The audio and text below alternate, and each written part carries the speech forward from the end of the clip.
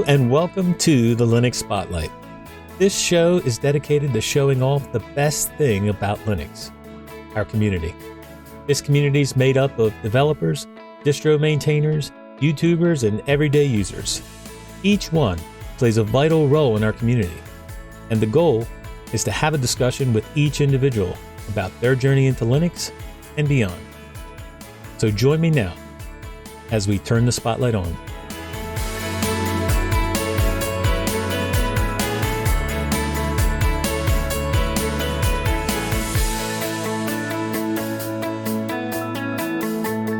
Hello, I'm your host Rocco, and with me today, our special guest is Derek Taylor, otherwise known as DistroTube. How you doing? Oh, I'm doing great, Rocco. How are you doing today? I'm doing good. I get to talk about Linux to you. All right, dude. All right. You have your own YouTube channel. Yes, sir. Which has grown ridiculously fast. Okay. You have put so much work and effort into it. It's no wonder that it's grown so fast. You have become like this staple of the YouTube Linux community. And I would go so far as to say you are in the top 5 or 10 for the amount of subscribers you have for your channel as a Linux community member. So your channel has grown ridiculously fast. It does shock me a little bit because I focus entirely on Linux and some really nerdy topics, right? I don't focus on topics that the general public, I don't expect the general public to get into. So it does shock me that how many people are interested, like when I talk about the command line or, nerdy stuff like terminal emulators and window managers. Window managers, right. The i3 window manager. I've got one i3 video that's got like 70,000 views, and I don't understand that. Like that blew my mind because I don't even like i3. When I made that video, it's okay, but it's not my favorite. So it does shock me how many people were interested in this content. Yep. So you're a regular, like I said, staple of the YouTube community, but who is Derek Taylor personally? Well, personally, I'm just a normal guy. I work a normal job. I guess if you want to talk about a little bit of Linux, I'm just a Linux desktop user. I don't work in IT. I'm not a sysadmin. Don't do anything. I actually don't do anything with computers. It's as far as a job. This is all when I get home. This is my hobby. So I would consider you an advanced user, though. You're not just a guy using Linux. Well, I do like to learn new things. I like to dive a little deeper maybe than most. But I still learn new stuff every day. Every single day, I learn something I didn't know about. So as far as Linux. Yep. That is an awesome thing to keep learning, man. Yeah. Awesome. So do you have any hobbies outside of Linux? Well, one of my hobbies is music. So I have a couple of degrees. I have a bachelor's and a master's degree in music performance. I'm a classical trombonist. That was my main instrument, what I went to school for, still play. Matter of fact, I sometimes share personal recordings of myself on some of my videos, me playing the trombone. Play some other instruments as well. Most of the brass instruments I'm good with. So tuba, trumpet, okay on some woodwind instruments. Don't give me a guitar. Definitely don't give me a violin. I can play the piano a little. But yeah, so music, it was, my passion, especially as a kid, early in life. Yeah. Well, my musical experience starts and ends with the recorder that you learn in elementary school or whatever it is. I still play the recorder all the time. I have both a soprano recorder and an alto recorder, actually not too far away from me. I pick them up all the time. Yeah. So you're pretty open on your channel as far as your work and stuff. So what is it that you do for a day job? So I work in retail. I've been doing that for years, for a number of years. So that's what I've been doing A lot of people always ask me, why don't you do anything with computers? I just got into, the customer service industry. I'm good at it. I'm good at handling people, dealing with people on a personal level. Um, so it's just been something I've always done and been kind of successful at. So it's what I love to do, really. I actually like working in retail. I'm not sure if I turned Linux into a job, I don't think it would be fun anymore. Right. I think You're right, though, yeah. because you would lose that passion for it that you have as your outlet for coming home and just playing around with it. Right. This is what I do when I come home. If I was doing it at work, then I wouldn't want to come home and do this. Right. No, you wouldn't. But you said something about enjoying retail. Now, I worked retail for 5 years, and I can't say that I enjoyed it. I liked talking to the people. That's what I liked most about it. You meet different people every day, people from all walks of life. And it can be educational as well, as far as just dealing with people. If you can deal with people as far as in a customer service industry, you'd be surprised how successful in other areas of life you are, because you can handle your family and your friends, all the stuff they throw at you. Yep. If you've had to deal with that angry customer, you can deal with family and friends. Yep. I did that many times, brother, many times. So you recently were on Destination Linux, huh? That's correct. You were a guest host, so tell us about it. Okay. Well, I had a real good time on Destination Linux, but I didn't know if it was going to turn out to be a good time when we first sat down, because Michael Tennell, Tux Digital, was like a half hour late to the thing. Well, he wasn't like a half hour. He was late, though. But knowing Michael a little bit, he's never on time, so that wasn't that big of a deal.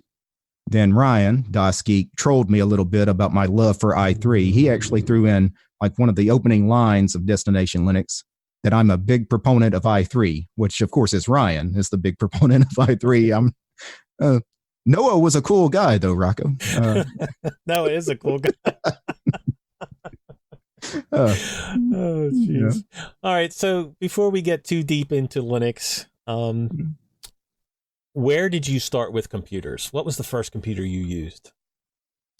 The first computer I used, it was, and when I was in elementary school, this would be, the 1980s. As far as the make and model, I couldn't tell you, but it was like the old monochrome monitors, like the orange, amber colored monochrome monitors we were learning. Back then, we were learning DOS, and we were learning to program in BASIC.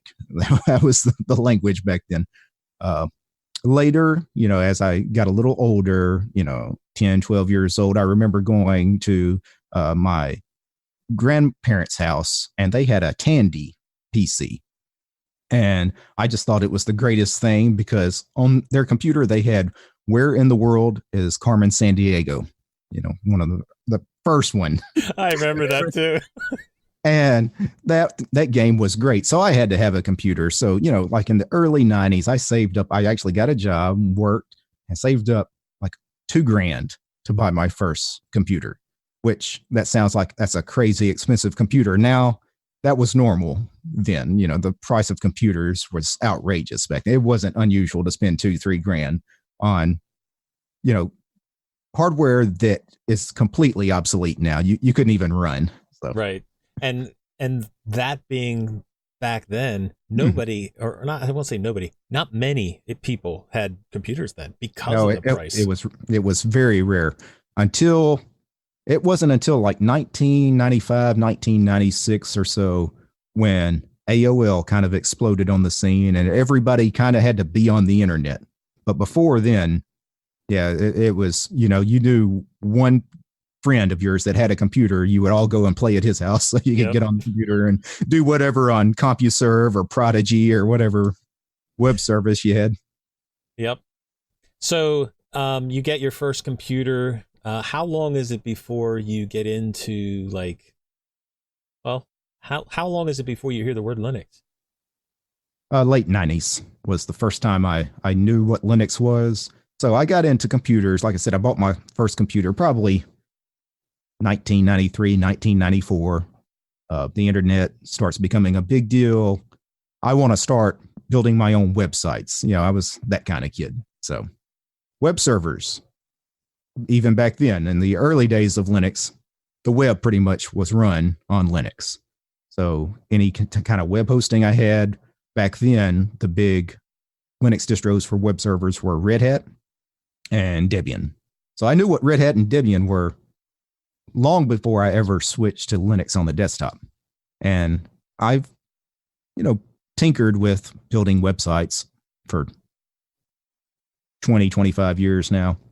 So I've always known what Linux was. It wasn't until around 2008 that I saw it as a viable desktop operating system. Well, what makes you think about it that way as a viable desktop option? Like you run it on servers. Like what makes you think, hey, I'm going to run this on desktop? Well, at first, the thing that made me think about it was people were talking about it on the internet. Like I would go to forums like technical forums or web dev forums, programming forums, and people were talking about running Ubuntu, especially on their home computers. And that just seemed strange to me, Linux on your home computer. So it was already in my mind a little bit. And then I was running Windows XP at the time, and I had a computer. My computer was taken over by malware. Actually, it's taken over by ransomware. A guy basically was holding my computer hostage. I got to pay this amount of money to get the antivirus for the virus he put on the computer to get my, and since I knew Linux was out there and people seemed to think it was a viable desktop operating system, I was so mad. Yeah, I just formatted the drive, installed Ubuntu, whatever version of Ubuntu that was back then. It was 804. That would have been that jaunty jackalope. I can't remember which version of it, but anyway, and I just never looked back. So how was that first experience with Ubuntu? Like you're coming from a situation where you lost your Windows XP because of ransomware. Yeah. Do you feel forced into using Ubuntu that you didn't like it, or was it really a good experience? Well, no, because I had the Ubuntu on a CD, so I had already run this live CD before. I knew what Ubuntu was, what it looked like, the programs that would be on it. Also, back then, Ubuntu was shipping with the Wooby. You remember Wooby? Yes, I do. Where you could actually install Ubuntu inside Windows. It was kind of like almost like a VM of Ubuntu inside Windows, so you could still play with Ubuntu, but you haven't touched your Windows installation. So I actually had done both of those. It wasn't ever a real install. The first real install of Linux I ever did was computer was taken over by ransomware. Hey, here's that disk I'd been playing with. Let's go. Jumping right in. Right. But I love it. Were there any reservations? No, because I didn't have much of an option at the time. So. Yeah. Well, yeah. In a situation like that, that was not my situation. My situation was, I was okay running Windows, but I wanted more. And when I tried it at first, it was like I didn't have to stick with it. So it was a little different situation. Well, I guess I didn't have to stick with it either. But as far as I install Ubuntu on physical hardware and, open it for the first time, my initial reaction was, wow. I was amazed at the speed difference. Even between XP, which didn't have huge system resource requirements. Right. It really didn't jump up until Vista right after XP. And then, of course, 7 and 8 and 10. But the difference between Ubuntu and XP was just mind blowing as far as the speed difference. Everything just opened instantly.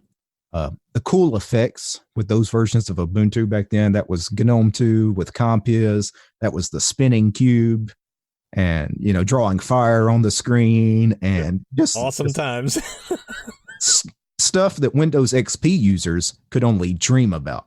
Like Linux on the desktop, during that time around the 2008 was so far ahead of Windows and so many things. Having virtual workspaces, now I could never do without having, a million workspaces.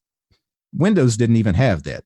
Like I don't understand how I ever used Windows So, Well, we were talking about it the other day, and I mean, I can see the case for some people using Windows. I mean, it's not for me.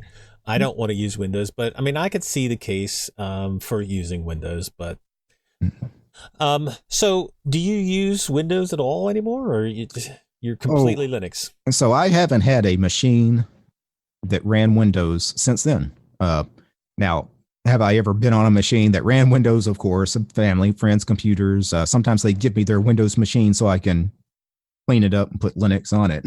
They know I'm that kind of guy. I can fix their broken Windows, their virus riddled Windows laptop that no longer works. I can make it work again. You are the tech support guy. Yes. I do use a Windows computer at my current job. It runs Windows Server 2008. The computer in my office. We all use Windows Server 2008. We all use Office 365. We all use Outlook, OneDrive. It's just all Microsoft all the time, and I hate it.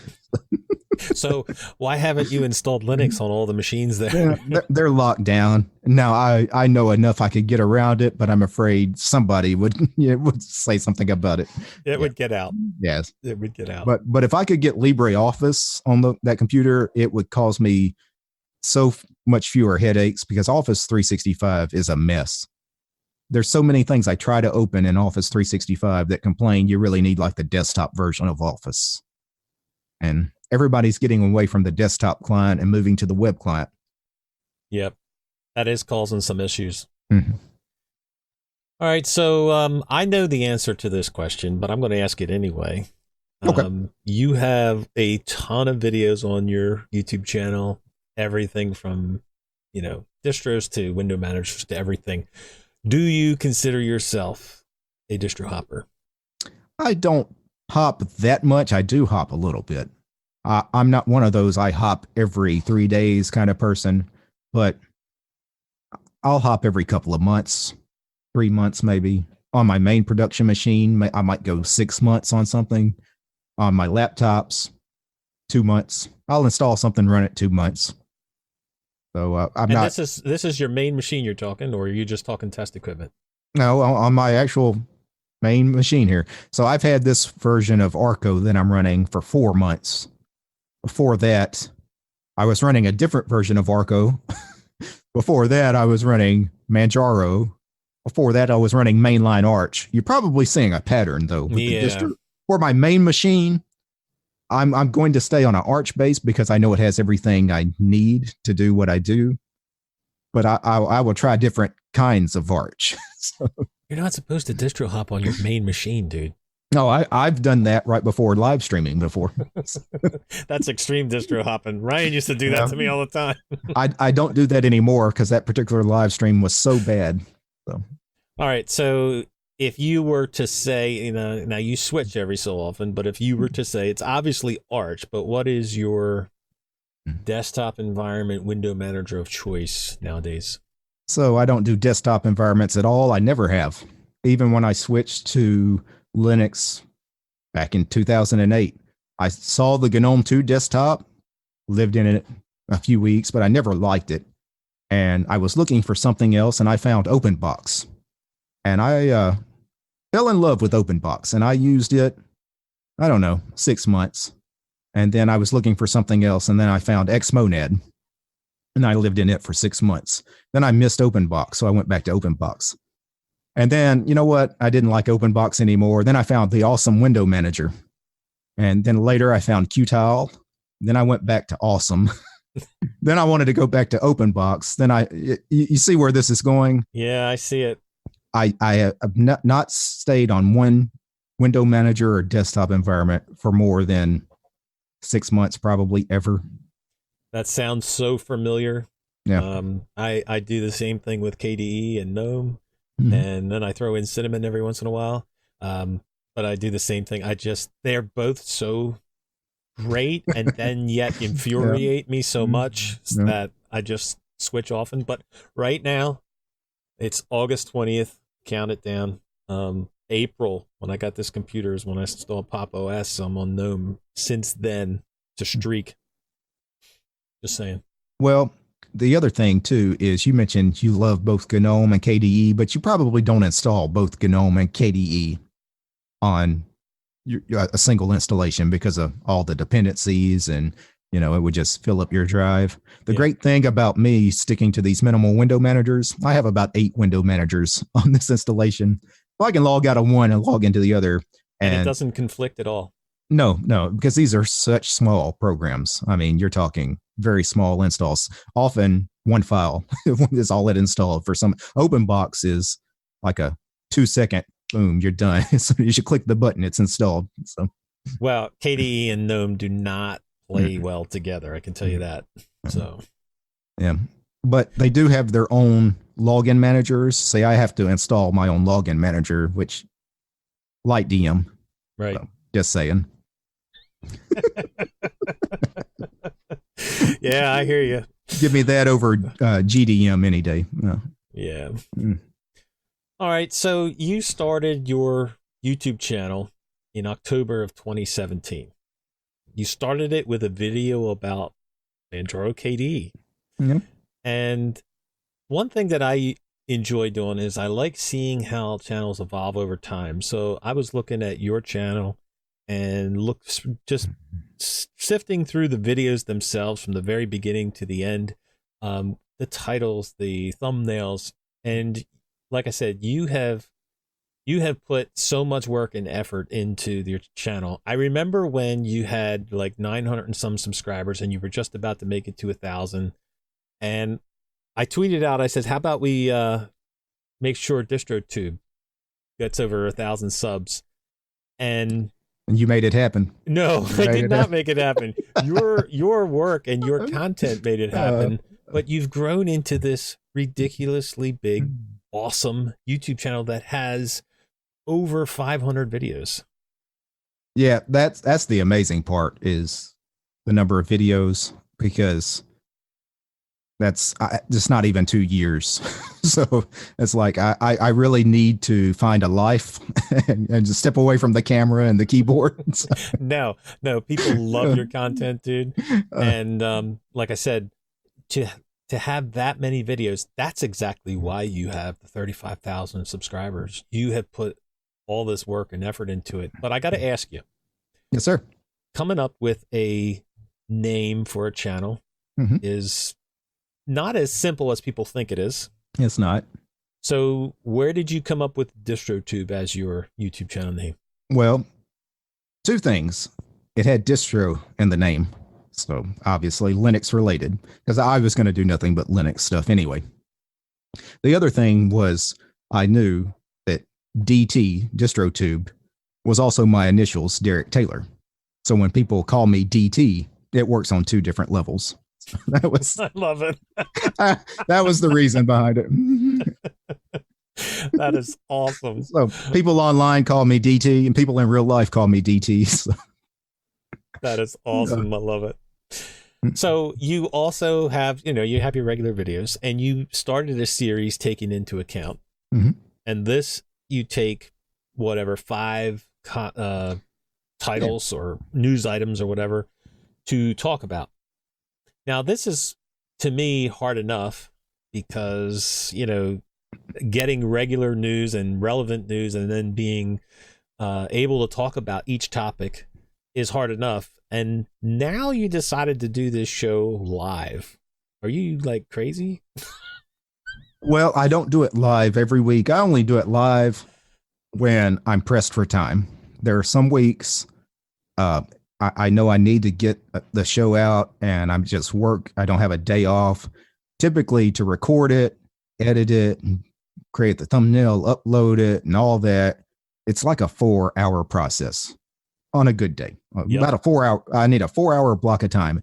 If I don't have that, and I know I've got 2 hours, you know what? We're just going to start a live stream. Whatever happens, happens. There's no edits on live streams, dude. There's no double takes. There's nothing. It's like, it's live. But you know what? One of the things you learn what your strengths and your weaknesses are when you do stuff like this. And I've always known, even though I do far less live streams than pre-recorded content, live streams have always been a strength of mine. Like I can press start streaming and talk for 2 hours, no problem, and never have a dead air, never have a dull moment. And that's one of the things that kind of shocked me initially when I started the YouTube channel. Is the very first live stream. It's kind of scary. You don't know what's going to happen. And the first one, I was like, I had no problem with it. It's like, that was easy. That's easier than the pre-recorded stuff. So why don't I do that all the time? Yep.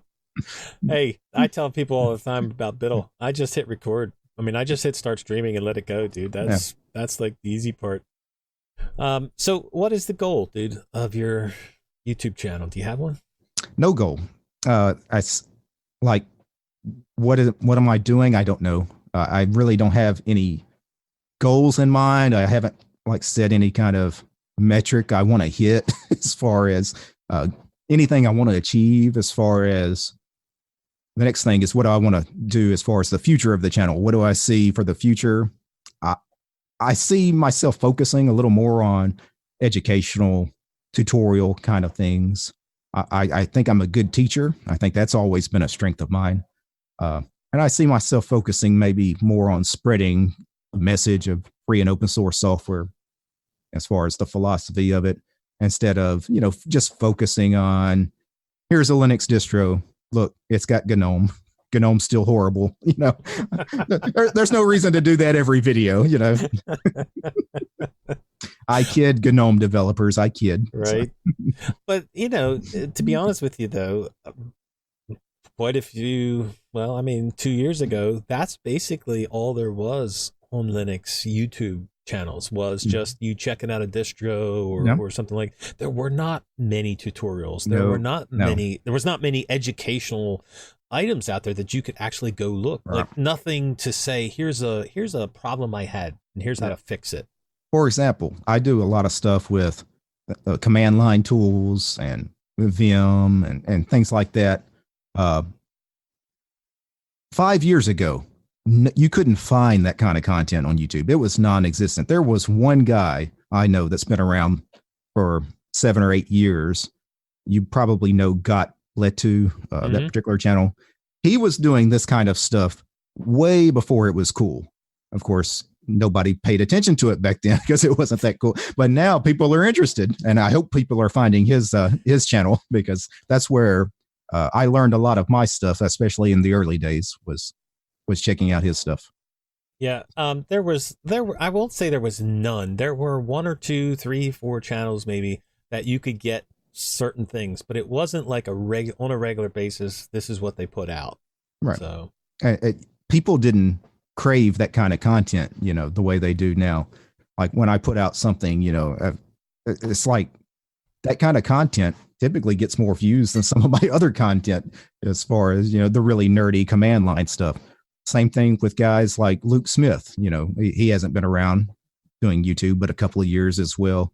Right. But it was really some of those guys like Got Bletu that was he was doing that way before it was cool. So. Yep. All right, let's get back into Linux a little bit. Do you consider workflow a buzzword, or do you have a workflow? I wouldn't say I have a real workflow. I can make anything work. You could give me Plasma, even though I would hate it the whole time I'm on it, but you could give me Plasma. I would make it work. Now, I would hack on it and it wouldn't resemble Plasma in any way after I'm done, but I'd make it work. So, yep. As far as workflow, I have a multi-monitor system that I work on. The main thing I like is having a window manager or desktop environment with a window manager that allows me to do everything with the keyboard. As far as I hit a key combination, this window goes here at this size. That way, when I'm doing stuff, recording in OBS, I never have to manually resize the windows and try to fit them in the correct space. I have it all just straightened out ahead of time. Right. It really does make things easier when you're using some of these very customizable window managers like OpenBox or all the various tiling window managers. It makes things like recording my desktop and recording in OBS much easier. So you use multiple desktops, or is that not a thing in tiling window managers? No, tiling window managers, multiple desktops is the big thing. That is one of the the big things for tiling window manager is workspaces. You have as many workspaces as you can imagine. Typically 9 or 10 is about what you want because you have 0 through 9 on the keyboard. So that's typically what most people go with. And for example, I have a multi-monitor system. I have monitor 1, monitor 2, monitor 3, but they're not all on workspace 1 like they are in GNOME or KDE or your traditional desktop environments. Monitor 1 is on workspace 1. Monitor 2 is on workspace 2. Monitor 3 is on workspace 3. And those other workspaces are not being used until I hit the key combination to change monitor 1, workspace 1 to workspace 4. Then 1 goes away, et cetera, et cetera. So it actually makes using virtual workspaces better than your traditional desktop environment. So you do have a workflow, which is awesome. Mm-hmm. What you were talking earlier about Office 365 and everything, is there any software that's currently not available on Linux that you'd like to see come to Linux? No. One of the things is because I try to stick to free and open source software as much as possible, I don't miss anything. Because the great thing is when you only use free and open source software, Linux is a first-class citizen. I've never come across a free and open source program that wasn't available on Linux. Usually they develop for Linux and then go ahead and port it to Windows and Mac and everything else. So no, there's nothing out there that's not available on Linux. I want not a single program. Yep. Now, to be fair, I'm not required to use Windows in a big way at work, or I'm not at school, so it's a little easier for me to be that way than some folks that are forced into using some of those programs, the Adobe Suite, Microsoft Office and all that. Right. Yeah, they gotta actually do that work at home sometimes as well. Mm-hmm. And yeah, that makes it difficult. Yeah. I also think it gets easier. Like people that first switch, they miss things immediately. Those first couple of weeks, I'm used to that program in Windows. I'm used to that program in Mac. It's been so long since I've used anything other than Linux. If I'm missing something, I don't know what it is. To be honest, the last version of Windows I ran was XP. So right. To be honest with you, I had certain programs on Windows before I had switched over that you're right that I kind of missed that I couldn't live without. Basically, until I lived without them and found alternative software to it. So, Well, you mentioned before about servers dominating Linux dominating in the server world. Linux is pretty much everywhere nowadays. But where does it stand in your mind? Where does Linux stand as a whole in your mind? Is it for like the geek niche users, or is it going to be bigger someday? I've always thought of Linux being for the power user. If for one reason alone, until you can get Linux pre-installed on that desktop or laptop at Best Buy, it's always going to be a power user's operating system. It just is. I don't care how easy you make the install. Your grandmother is never going to download an ISO, burn it to a USB stick, format a drive. She's never going to do that. No. And you're right. Now we've made headway with companies like Dell, and System 76 is doing a great job for what they're doing. But I do agree that until you can buy it in a box store pre-installed, it's going to be, the adoption is going to be really slow. Let's put it that way. Yeah, I agree. All right. Linux as a whole is, according to some people, is bad at marketing. Do you agree with that we're bad at marketing, or should we even be trying to market it to the general public until we get to that box store level? I don't see Linux as being bad at marketing, because Linux isn't a company or an organization. It's not this one entity. Linux is a community, really, but really it's more of a philosophy or an idea. So of course it's bad at marketing. A company markets, right? The community doesn't market. So if now companies do market Linux, their version of Linux, their vision of Linux to the world, Google does this and they do it very successfully. Chrome OS is massively popular right now. Chromebooks are selling like hotcakes. Yep.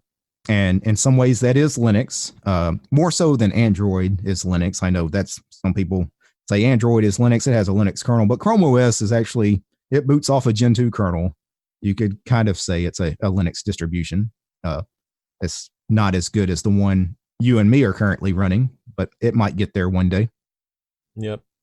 I don't know. I mean, Chrome OS is like so popular, not just in, people buying it, but schools across the country. Yes. That's what they use. And like, I think it's awesome in a sense that is a Linux thing, but I so wish it was an actual Linux, maybe like a Pine Book that would happen on, but I don't think that'll ever happen. Yeah, I would agree. A pipe dream.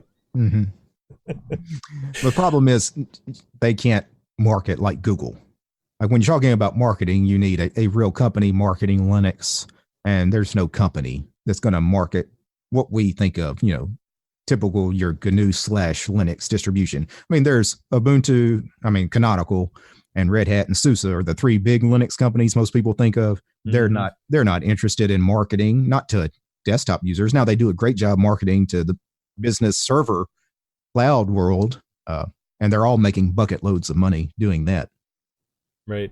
I was just going to say they don't see a benefit in marketing to your Linux desktop user. Red Hat and SUSE have never seen a benefit in it, and Canonical gave up after about a decade of trying to do it. So, well, when I think about it, I think to like the video that Microsoft made about the terminal, and like that was an awesome video, dude. Like the terminal never looked so good before, but it was from Microsoft. I mean, like, why can't we make a video like that? And people were like, when can I get the Windows terminal on Linux? I was like, do you know how many terminal emulators we have on Linux? I could go find 100 in the repo right now. We don't need another one. That's like, yeah. And then Microsoft open sourced the Windows calculator, and people were like, man, that calculator looks really good. Can I go get it? We don't need that calculator. Come on. We got 100 calculators. The GNOME calculator and Galculator and Calc with a K. Yes. We got too many already. We don't need Microsoft's. All right. For me, running Linux is about the community itself. Other people have different views of why they're into Linux, whether that be like you had mentioned, open source software, flexibility, customization. Yeah. What drives your love for Linux? Customization was the big thing. Obviously security was the big thing that initially got me into it. But why do I stay? Customization. I can do whatever I want with Linux. Anything I can imagine, I can get done in Linux. And you just can't do that on Windows or Mac. No, especially you only have a certain amount of customization, and that's if you pay for it. Yeah, so. That's true. So you have been in the Linux community for a long time.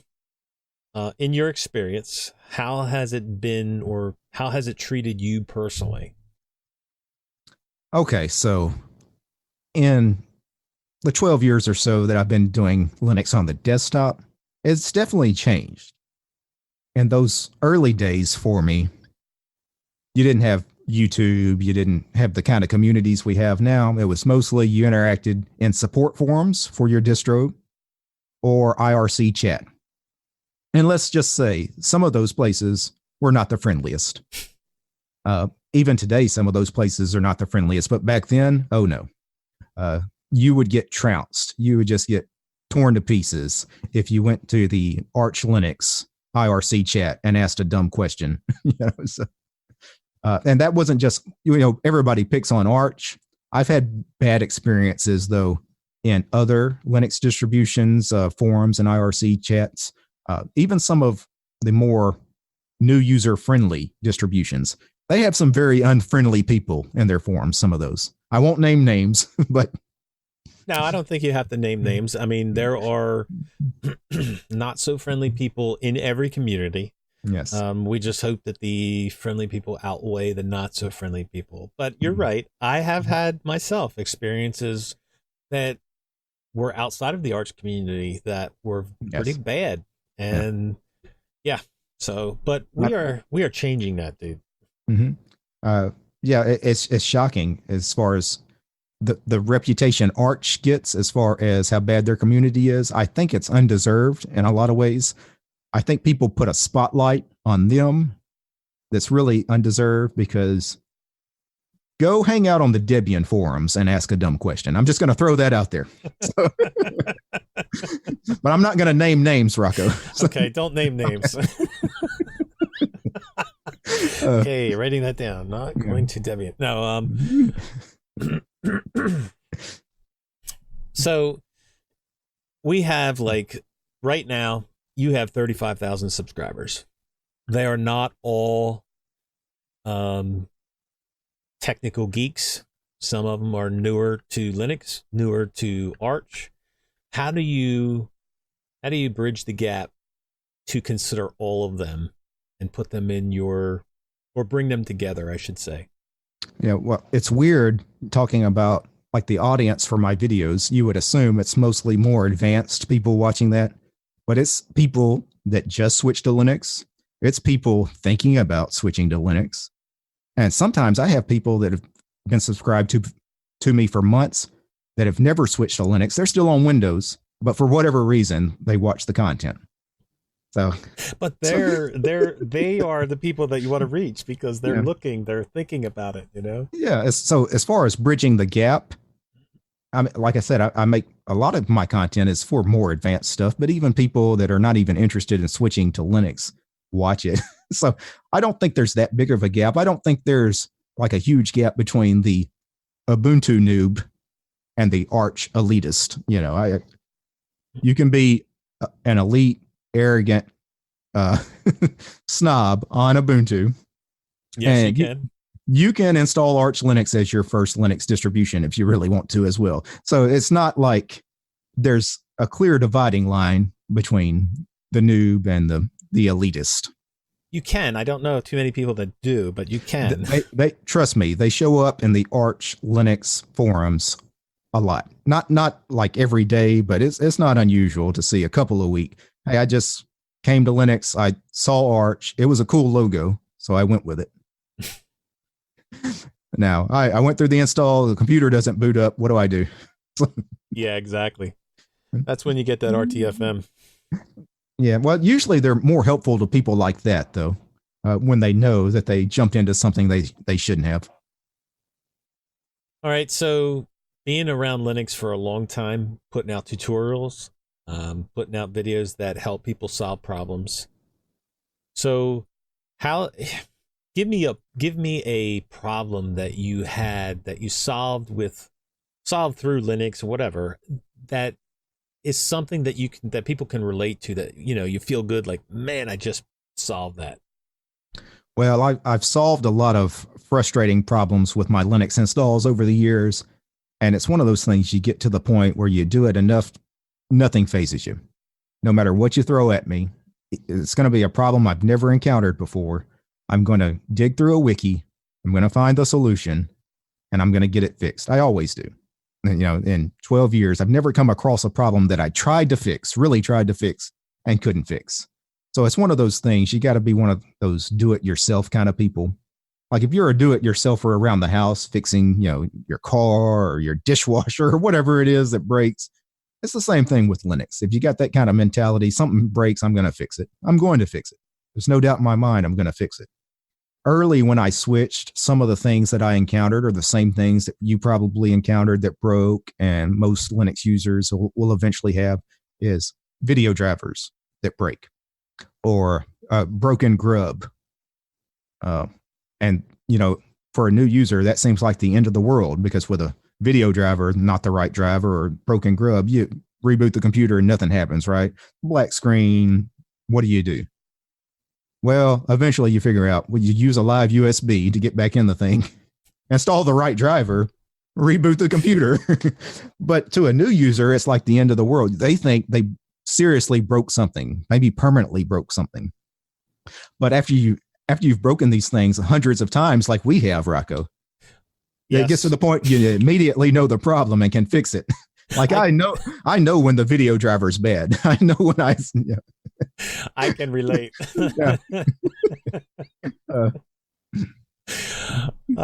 So, you even broke a live stream the one time. I remember. Yeah, that was the horrible live stream I did on Antics. So I decided to install Antics, which is based on Debian Stable. They base it on Debian Stable for a reason, Rocco. So I decided to point all the repos to Debian SID, which is the unstable branch. And I do this massive update of like 1,000 packages, of course, from stable. And then I reboot the computer. And without even checking if anything's working, it reboots just fine. I assume everything's going to be good. Open OBS, I start streaming. Nothing works. The start streaming button worked. And after that, my mouse and keyboard quit working. I couldn't do the computer's frozen. All I could do was power off the machine, but I'm live streaming. So I sat there for 2 hours conversing with the YouTube chat for 2 hours on a live stream just because I couldn't do anything else. And it was actually a pretty decent live stream. At the end, I had to physically power off the machine to kill the stream. I couldn't even drop to TTY or anything. It was that locked up. So, and Dolphin was in the chat. And I remember seeing a guy, I didn't know who Dolphin was at the time, but he was raving in the chat. Don't go to SID. Don't go to SID. Don't do that. You're an idiot. But it was an awesome live stream, just in the fact that you kept on going, even though you had this big, huge issue, and yet you kept on going. And I think, to be honest with you, everybody that was there loved that.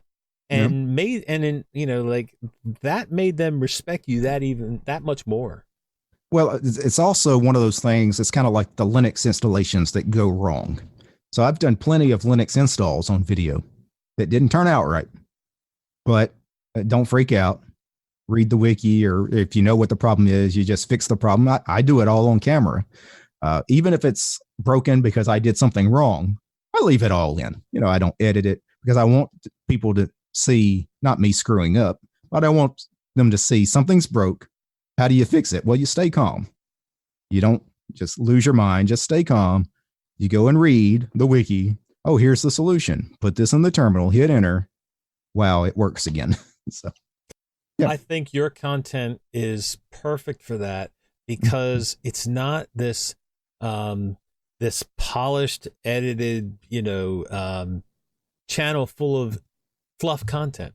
It is full of real, honest, upfront, this is the way it is videos. There's some fluff in there, Rocco. I don't think there's any fluff in there, brother. There may be some clickbait titles sometimes, but there's no fluff. Have you seen my rap video? Well, I don't, but that was off topic. That was off color there. Okay. It doesn't count. That doesn't count. I'm talking your content, right? Not your once in a while video. Mm-hmm. All right. How is it that you learn the best? Because everybody learns differently, from watching a video to reading a wiki, to having somebody explain it to them. How is it that you learn to solve problems? So when I first started, like I said, it was before the days of YouTube, really. So you didn't get video content on Linux. You had to read. You went to the Arch Wiki or the Gentoo Wiki back then. It's kind of like you still do. They're the best wikis on Linux. And you especially went to forums. You went to whatever distro you were running. You typically went to their forums. Even if it wasn't a distro you were running, some forums were so big, they really didn't care what distro you ran. The Ubuntu forums are massive. So sometimes you could ask questions about Mint or Debian or Arch or whatever in those forums, and you'd get an answer. So really, it was all about web forums and the wikis in the early days. Now that video content is so much more prevalent, yeah, I watch videos for mostly. Typically, I can find a video of somebody solving the problem that I want to solve. So. Yep. I think the Arch Wiki is a great place to go. I think for people that are new to it, it may be it's laid out well. Okay, the Yeah. original or the main page of the wiki is laid out well. I think what people have the problem the most is when you start going off on links to areas like, say, for the install. You Yeah. know, the install is perfectly fine there, but then when you start going off into Yes. UEFI, Oh, going yeah. into links and link into another page, and that's where Like people have the trouble with. like the Arch installation guide is so small. You're like, well, this is going to be easy. And then you get to the very first thing, installing a bootloader, and you click the link, and the bootloader page is massive. It's like, do I really need to read all of this? Well, Yes. Yes. it's a good idea. It's recommended. So I think that's where people get most confused with the Arch Wiki. It's a great place to solve problems, but it can be confusing sometimes. Yeah. And of course, as far as learning new things other than reading and watching videos, you just get in there and play around, right? You just try to learn something new every day. If you're trying to increase your knowledge about Linux or whatever, you just get in there and mess around.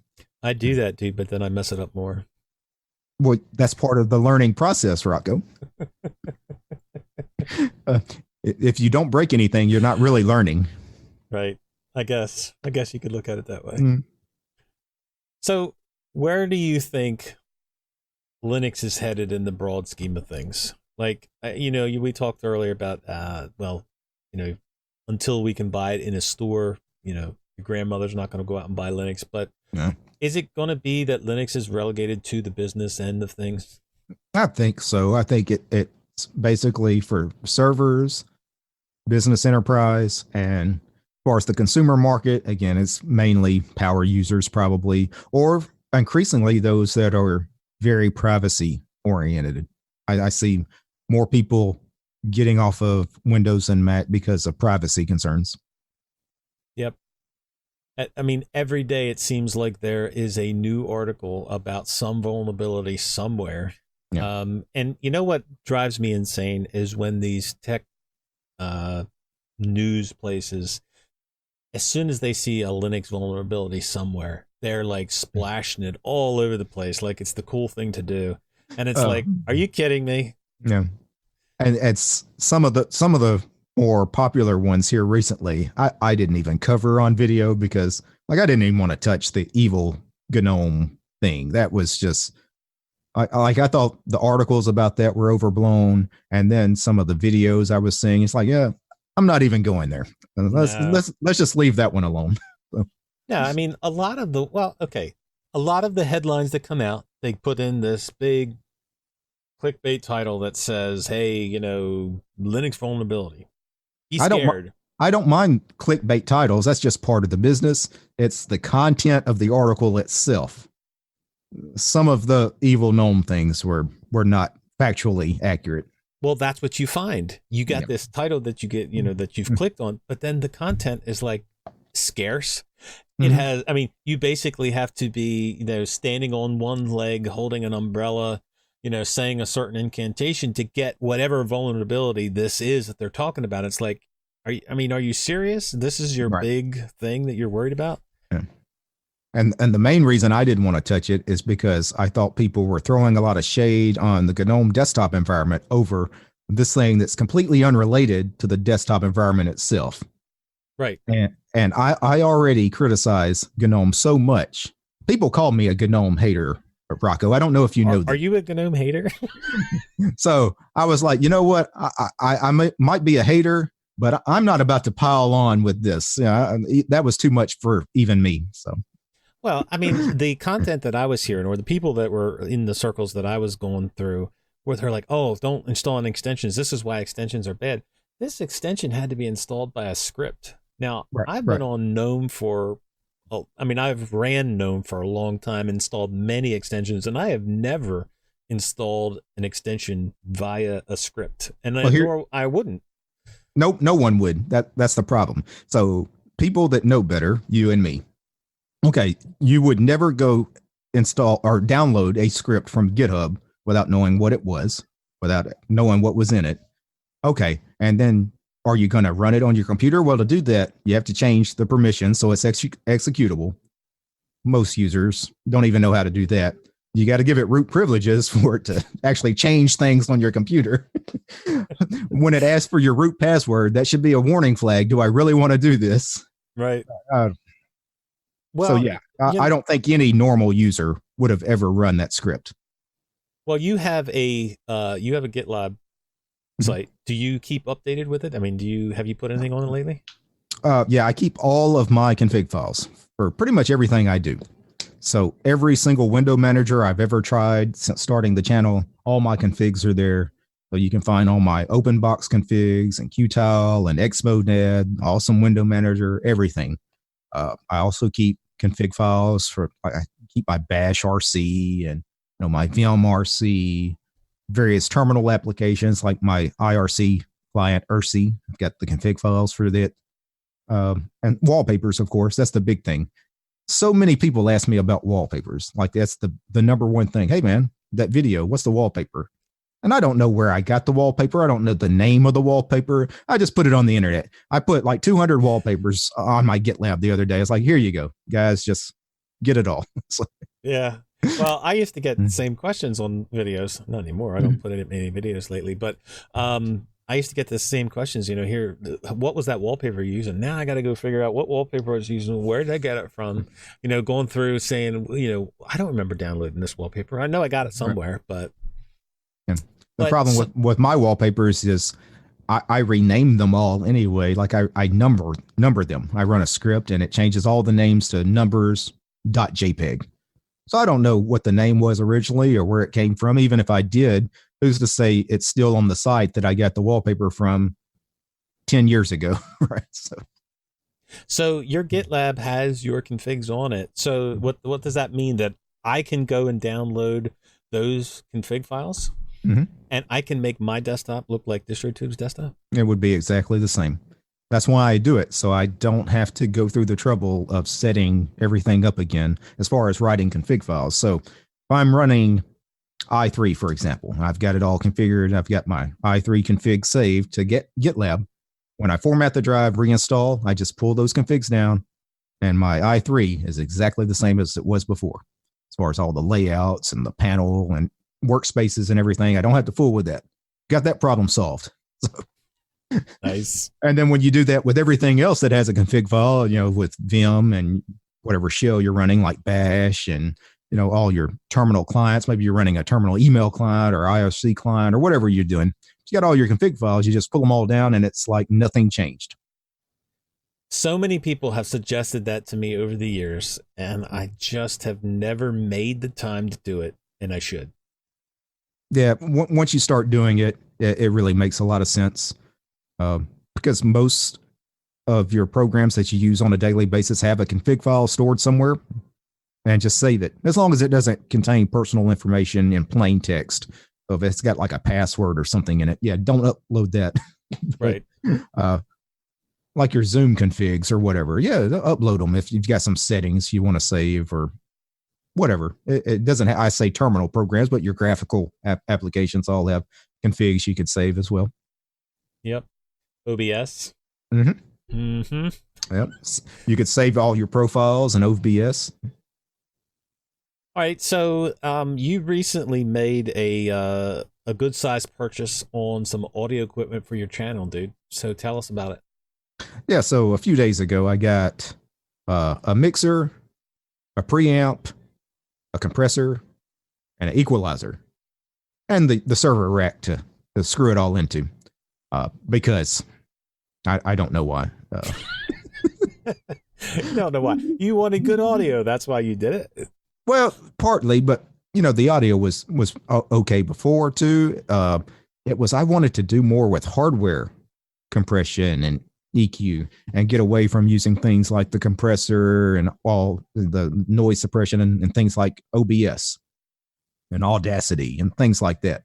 Ardour and I wanted to do more with the hardware where I have this set up with this microphone, and then I don't have to worry about distro hopping, for example. I don't have to worry if those programs I'm using to clean up my audio are even installed or even available in the repo, because they don't matter. It's all done with the hardware. So that was my thinking behind it initially. So all of the equipment that you bought runs perfectly outside, in Linux without no problems. There's no drivers needed or anything like that. No, because most of this equipment is analog equipment, like the EQ and the compressor. I mean, this is old technology. The computer doesn't even matter. All of this down here doesn't matter at all. The mixer is the last part of the chain. It interfaces with the computer, but the rest of it just interfaces with the mixer. And that mixer doesn't need any drivers or anything like that. No, it's USB, so it's plug and play. That is awesome. Mm-hmm. Yep. All right, so let me ask you. All right. If you could change one thing about Linux, what would it be? Well, I wouldn't change anything about the operating system itself as far as fundamentally the operating system. Probably the one thing I would change, if I could change it as far as in a way to make it more popular, is just to make it more prevalent out there, have it pre-installed on machines.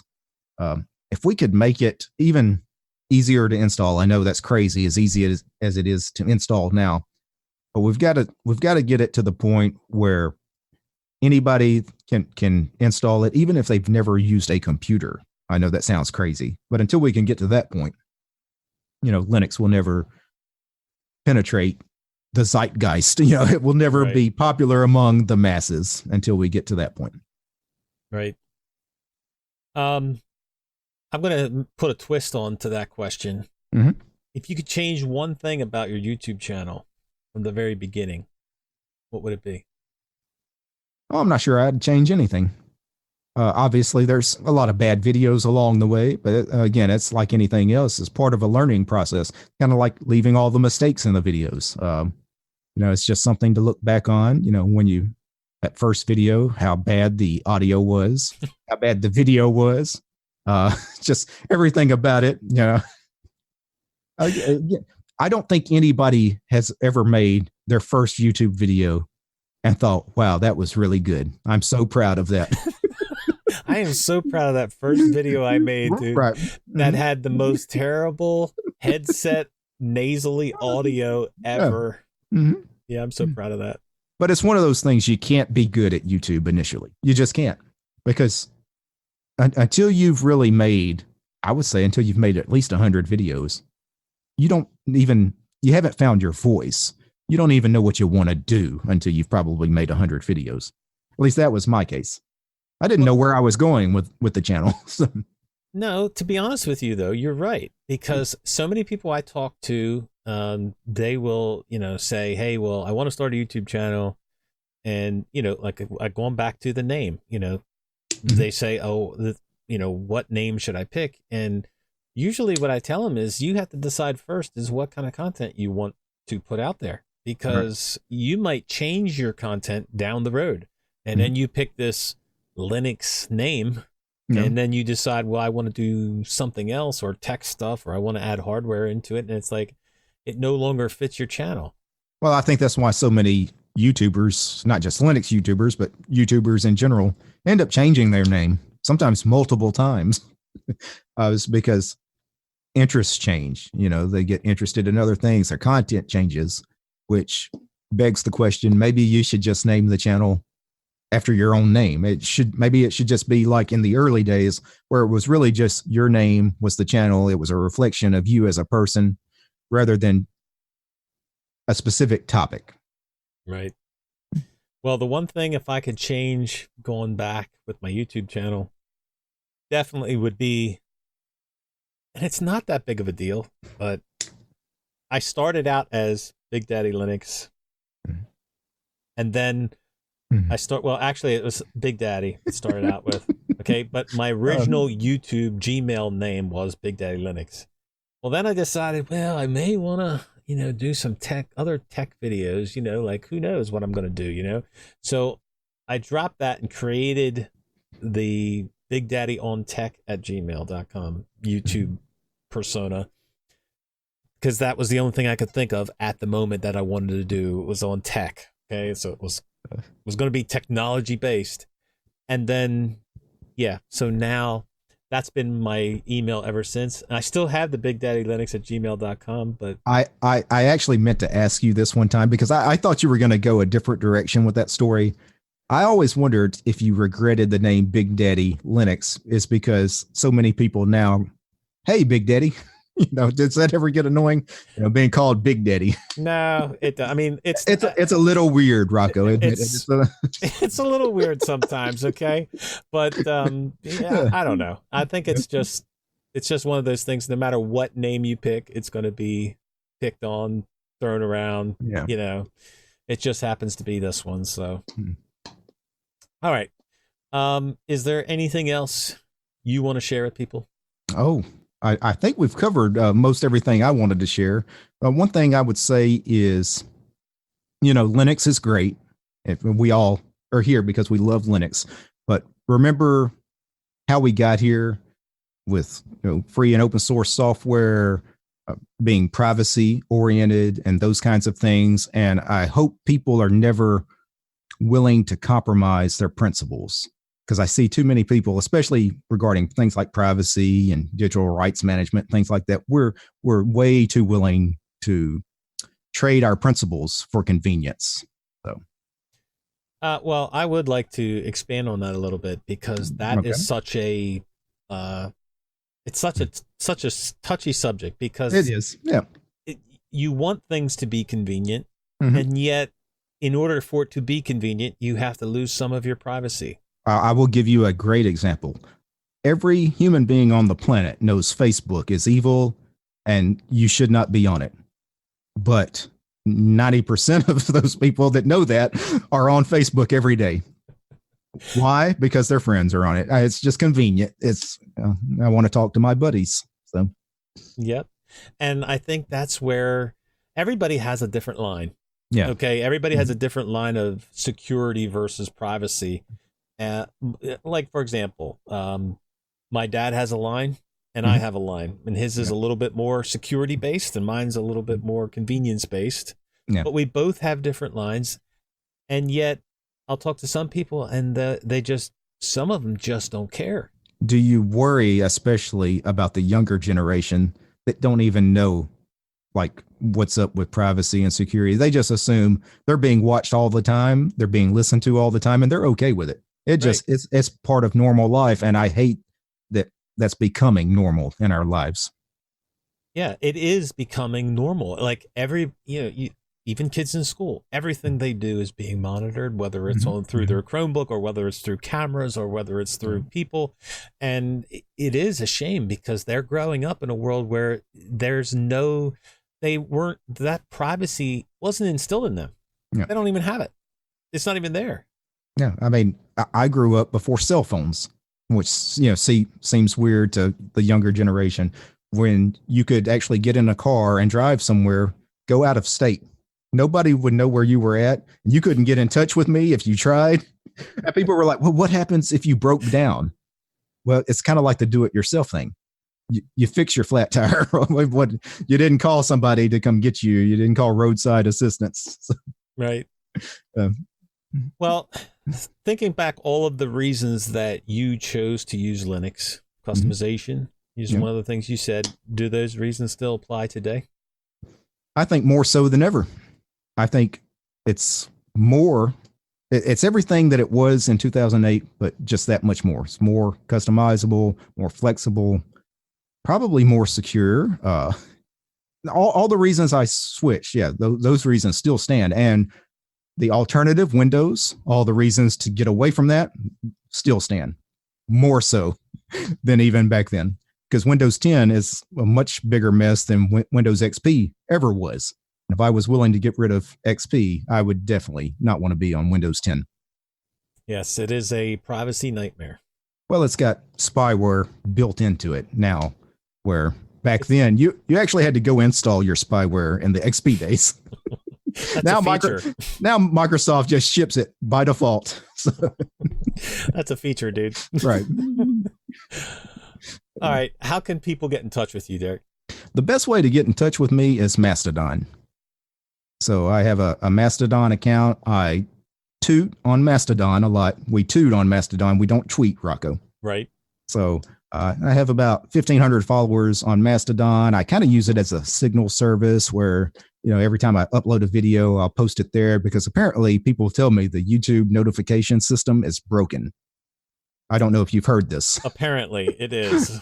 Yeah, it's been broken. Yeah, but I'm on Mastodon. Just look for DistroTube over on Mastodon. I'm on mastodon.technology.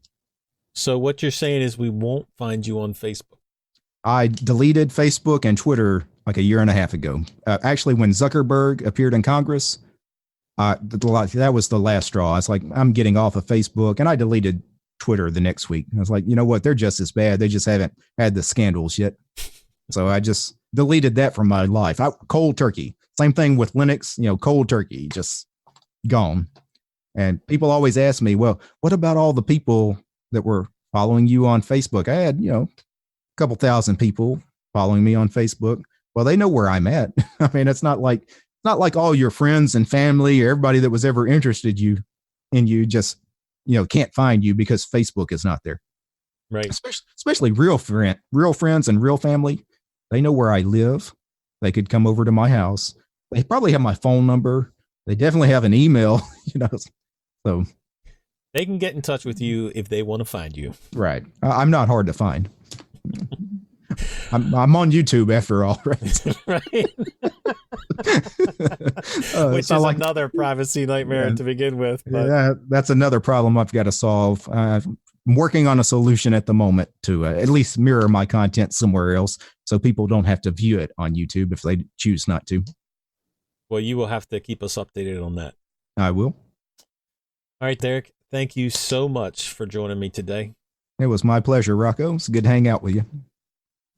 Thank you all for joining us this week as we spotlight the best thing about Linux, our community. Until next time, long live Linux.